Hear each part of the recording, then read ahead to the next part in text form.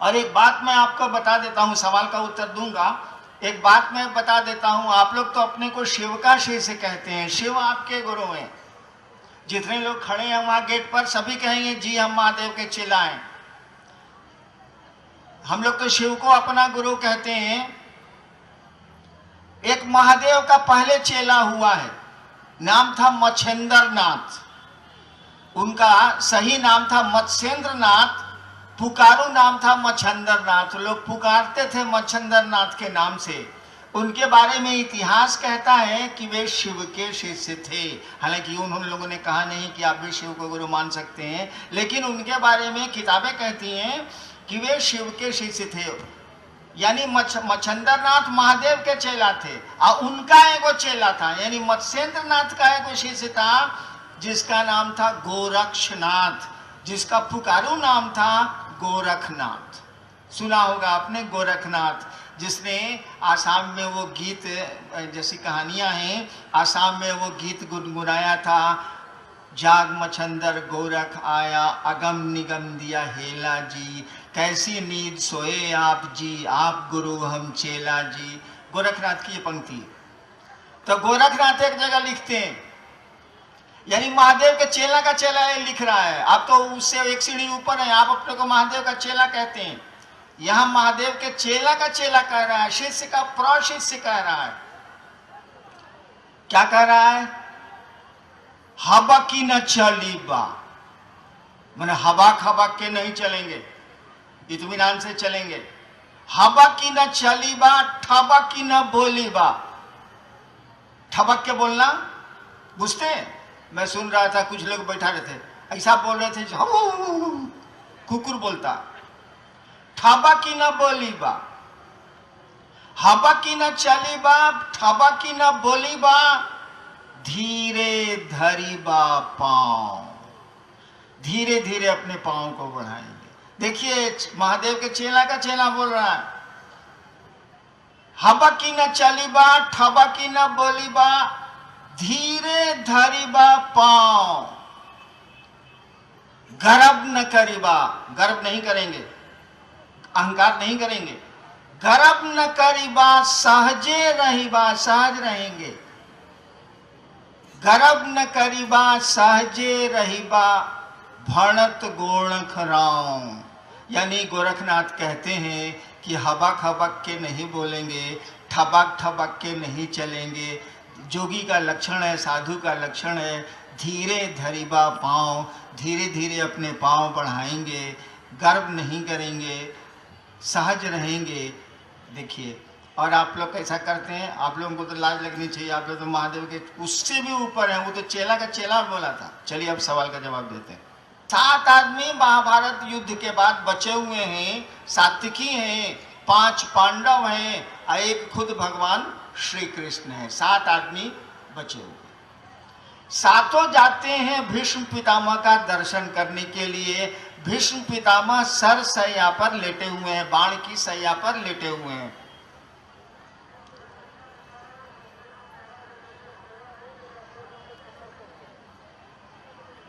जब कृष्ण जाते हैं, अर्जुन भी साथ में है, तो पितामह की आंख से आंसू बह रहे हैं, यानी भीष्म पितामह की आंख से आंसू बह रहे हैं। सरसैया पर लेटे हैं, मौत अभी उन्होंने आई नहीं है, उन्होंने मांगा नहीं है अभी मौत को। सरसैया पर लेटे हैं, आंख से आंसू बह रहे हैं।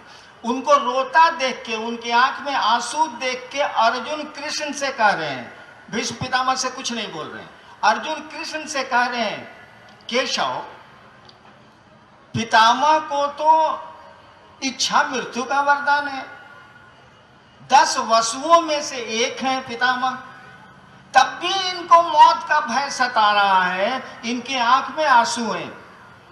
कृष्ण से अर्जुन बोल रहे हैं, कृष्ण कोई जवाब नहीं दे रहे।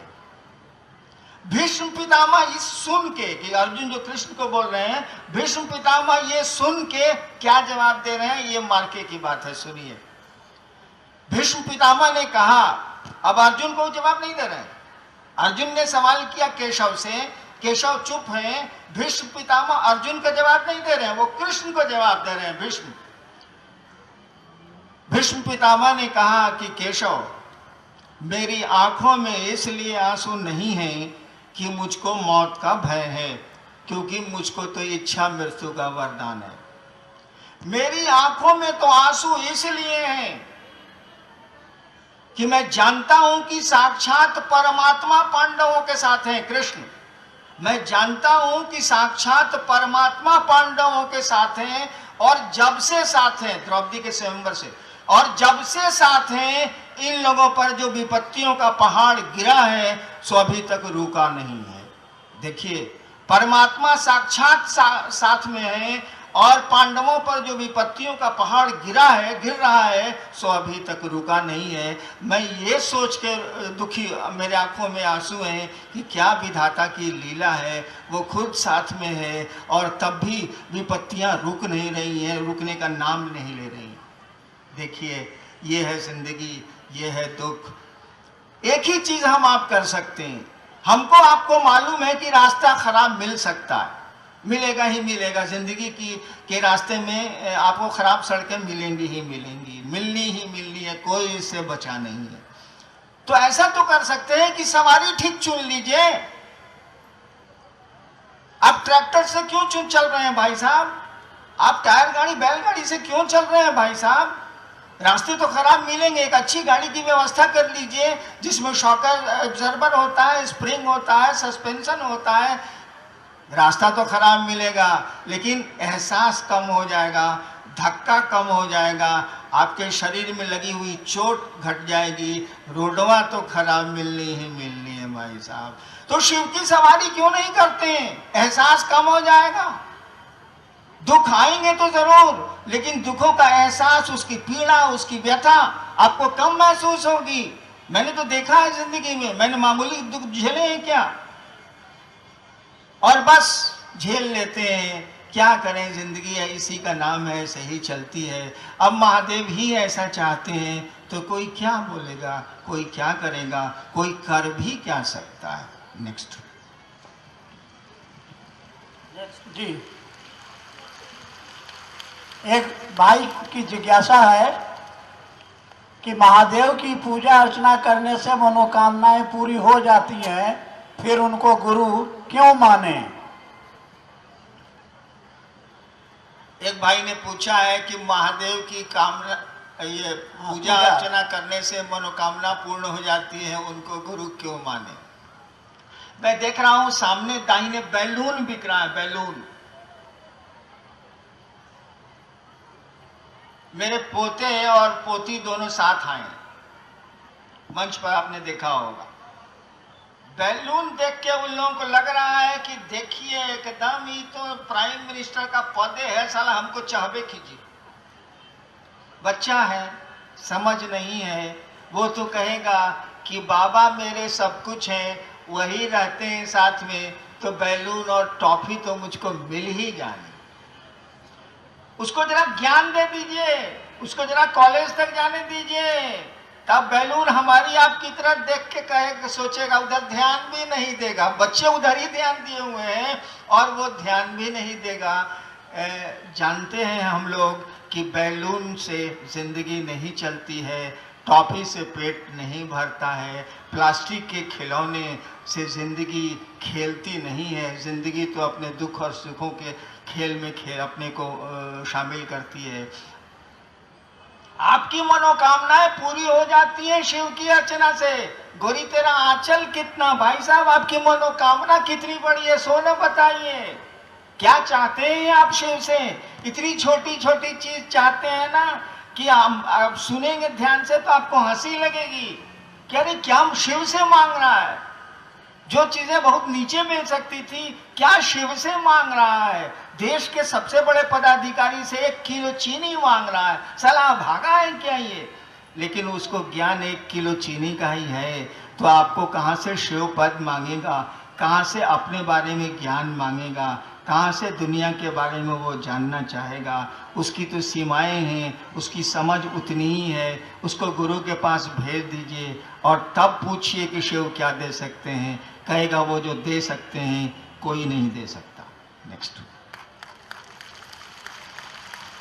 जी, आपके प्रथम सूत्र में कहा गया है कि गुरु से दया मांगिए, जबकि हमारे यहाँ कहा गया है मोक्ष मूलम गुरु कृपा। तो कृपा करके कृपा और दया शब्द में अंतर स्पष्ट करने की कृपा की जाए। अरे कृपा का मानी होता है करो और पाओ, सीधा बात। अर्थ तो कृपा का ऐसा नहीं है, समझने के लिए मैं कहता हूँ कृपा करो और पाओ। नौकरी कीजिएगा तो छुट्टी मिलने की कृपा आप पर होगी, पेंशन मिलेगा। नौकरी नहीं कीजिएगा तो रिक्शे वाले को सरकार छुट्टी नहीं देती है, वो करता ही नहीं है तो पाएगा कहाँ से? तनख्वाह उसको नहीं मिलती है सरकारी, क्योंकि नौकरी करता ही नहीं है तो तनख्वाह कहाँ से मिलेगी? कृपा का मानी होता है करो और पाओ। तपस्या करो और तब मिलेगा, नमः शिवाय करो तब मिलेगा, दया मांगो तब मिलेगा। हम लोग कहा कि महादेव का मामला है, ये छोट मोट मामला नहीं है भैया। शिवे गुरु है, अब उनसे बड़ा गुरु होता है ईश्वरी है, उनसे बड़ा गुरु होता ही नहीं है। हम लोग के जैसा फटीचर आदमियों नहीं होता है। हम लोग कहा कि कृपा मांगेंगे तो फंस जाएंगे, कहेंगे करो तो देते हैं। हम लोग यहाँ साला फटीचर आदमी करेंगे कौन चीज? साला अपना दाल भात का फिक्र से दूसरा चिंता ही नहीं है, उसी में फंसे हुए हम लोग। हम लोग कहा कि हे महादेव आप दया करिए। दया का मानी होता है कि कुछ नहीं किए तब वो चाहिए। दया का मानी होता है कुछ नहीं किए तब भी चाहिए, जिसको मर्सी बोलते हैं। जहाँ नियम नहीं चलते वहां दया होती है। अरे आप तो बरसे का नहीं है भाई, गजवाल है। दया का मानी होता है कुछ भी नहीं किया है तब भी चाहिए, सब गड़बड़ हो गया है तब भी हमको सही चीज चाहिए। दया का मानी होता है यानी मर्सी, दया। कृपा का मानी होता है करो और पाओ, करोगे तो मिलेगा। चलिए नेक्स्ट। जी, सोनारपुर से प्रीति गुरु बहन का की जिज्ञासा है कि शिव को गुरु बनाने से हमें क्या मिलेगा? शिव को गुरु बनाने से हमें क्या मिलेगा आप बताइए। पढ़ने से आपको क्या मिलेगा भाई जी? शिव भी गुरु मिलेंगे होंगे तो आपको शिव बनाएंगे। जिंदगी में जीने की कला तो सीख लीजिएगा, दुखों से निकलने का उपाय तो सीख लीजिएगा। शिव में मिलेंगे, आप क्या हैं ये जान तो जाइएगा। नेक्स्ट। जी, शिव शिष्यता में भोजन की पवित्रता और विचार की पवित्रता पर कोई जोर नहीं दिया गया है, ऐसा क्यों? भैया हम महादेव को गुरु माना था तो खाली सोचा शिव मेरे गुरु हो गए, हम ही सब कुछ सोचवे नहीं किया तो आपको काहेला सोचवावे। इसीलिए हमने कोई नियम ही नहीं बनाया।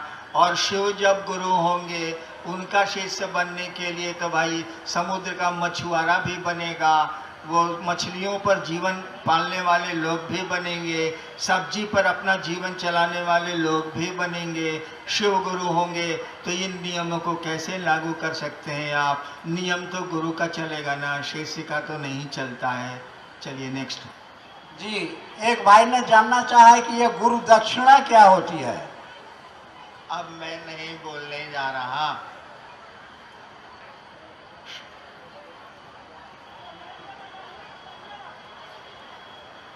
कोलकाता का ये पावन शहीद मीनार मैदान और उसमें शिव गुरु महोत्सव जिसमें आप सम्मिलित हुए और मुझको आने का सुअवसर मिला, सौभाग्य मिला। आप जानते हैं मैं महादेव का चेला हूं, आप भी महादेव के चेला हैं। शिष्य जैसा आचरण करिए, साधु जैसा बर्ताव करिए। ऐसे भी मैंने बिहार यूपी सब में महोत्सव बंद कर दिए हैं, अब लगता है बंगाल में भी बंद करूंगा। कृपया आप लोग अपने अपने आचरण, अपने लक्षण को सुधार करिए। तो मैं कह रहा था कि मैं महादेव का चेला, आप भी महादेव के चेला, तो दोनों की तो कुर्सी बराबर है, लेन देन हो नहीं सकता है। चलिए हम महादेव से प्रार्थना करते हैं, अपने गुरु से ये प्रार्थना करते हैं कि आपका जीवन सुखमय हो, शिवमय हो, आप सचमुच में शिव के शिष्य बने और शिव के शिष्य के रूप में यही अनधिकार आशीर्वाद भी आपको देना चाहता हूँ। आप सबों के चरणों में मेरा प्रणाम है, आप मेरा प्रणाम स्वीकार करिए। आप सभी लोग बैठे रहेंगे, कोई